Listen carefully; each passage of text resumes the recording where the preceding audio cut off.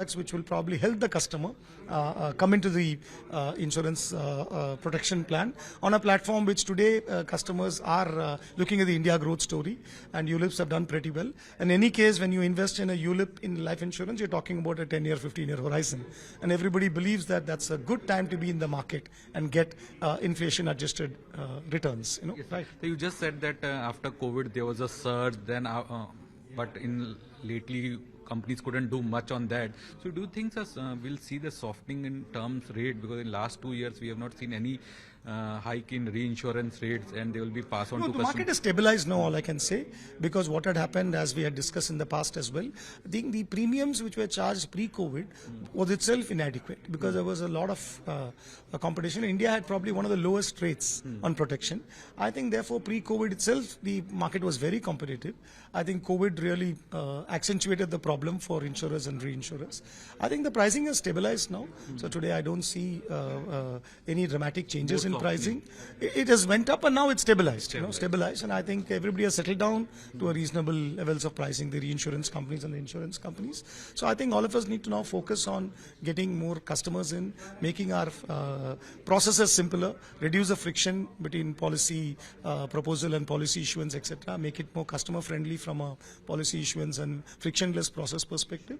I think all of us have to work hard and keep on coming up with products which address various segments of the market. Last year we launched a product called Protect India, which was trying to make the insurance in a sachet form.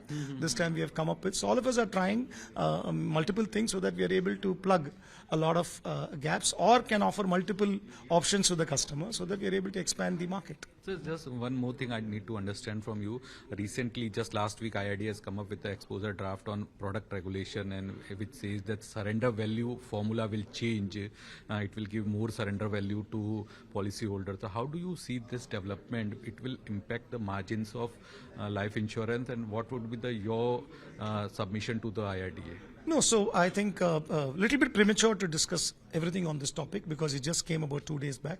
All I can say is that there are a lot of implications for insurance companies on this. While everybody understands the intent in terms of offering better surrender values to customers, right? I think the implications for life insurance companies is various implications. So I think all of us together at industry level are discussing this. We will be discussing it in the Life Insurance Council as well, and we'll be making our representation back to IRDAI. I think till January 3rd time has been given currently.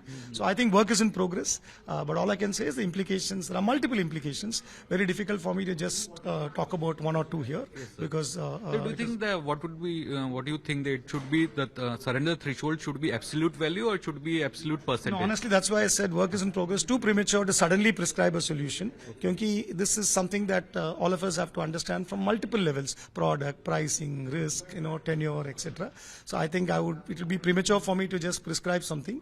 I think we are all studying the matter. We are going to take it back through the Life Insurance Council, and all of us have been given time. IRDAI is also, it's a draft regulation, so I'm sure we will be making our feedback back to the regulator. I think we just have to wait and see how the events unfold. Thank you so much, sir.